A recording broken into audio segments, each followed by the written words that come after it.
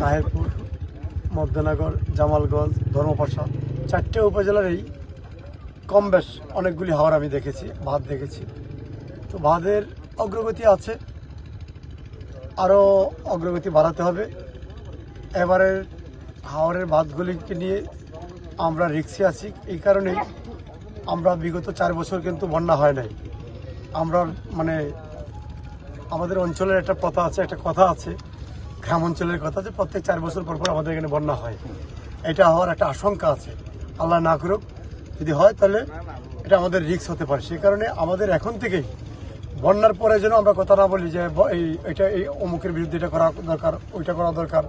আমরা চাচ্ছি এখনই, আমি আমাদের একচির মধ্যে আছেন, ইউনোর মধ্যে আছেন, এস সাহেবরা আছেন, আমাদের 2 জন ওসি সাহেবরাও আছেন এখানে।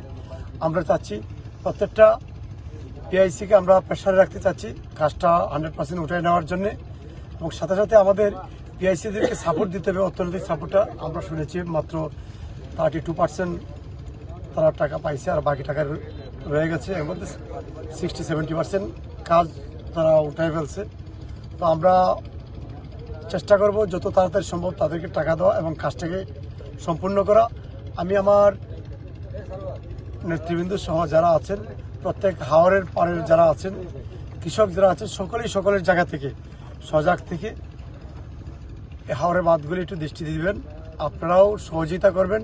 কোথাও কোনো ত্রুটি বিচ্ছুতি থাকলে আমাদের এসও সাহেবরা আছেন, আমাদের একচির মধ্যে আছেন, আমাদের উপজেলা নির্বাহী অফিসার আছেন, আমরা আছি, আমাদেরকে বলবেন। আমরা সাধ্য অনুযায়ী চেষ্টা করব। এবং আমাদের সাথে সাথে আমাদের উপজেলার নেতৃবৃন্দরা আছেন, ওনারা প্রত্যেকেই বলা আছে, ওনারা প্রত্যেকের জায়গা থেকে এটি তদারকি করবেন। আমি চাই না বন্যা আসার পরে মানুষ এটা নিয়ে কথা বলুক, বন্যার আগেই কাজ করতে হবে। এরপরে কান্নাকাটি করে এরপরে এরে দোষে তারে দোষে লাভ নেই, আগে কাজ করতে হবে। তো আমি অনুরোধ করবো সকলেই সজাগ থাকতে হবে, সকলের জায়গা থেকে অ্যাক্টিভিটিস বাড়াতে হবে, কাজ করতে হবে। আমি এসও সাহেবদেরকে বলবো, আপনারা প্রত্যেকের জায়গাতে প্রত্যেকের তো নির্দিষ্ট এরিয়া আছে, এরিয়ার 100+ কাজ আপনি যত তাড়াতাড়ি পারেন বুঝে নেবেন। এবার কিন্তু রিস্ক আছে, আমি আবারও বলছি, আপনারা রিস্ক থাকুক বা না থাকুক, আমাদের 100% কাজ চাই। এই কাজগুলি আপনাদের করতে হবে।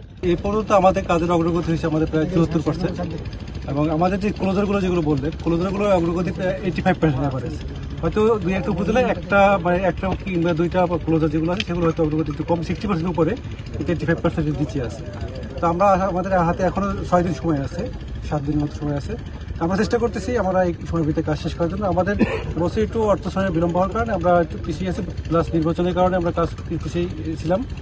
এখন আমরা প্রাইভেট স্টেশনের জন্য আমরা আবেদন করবো। হয়তো এই সময় যে 28 তারিখে যে আমাদের কাজ শেষ হওয়ার সম্ভাবনা কথা ছিল, মানে নীতিমালা অনুযায়ী শেষ হওয়ার কথা ছিল, সেটা হয়তো সম্ভব হবে না। আমাদের হয়তো কিছুদিন টাইম বর্ধিত করা লাগবে।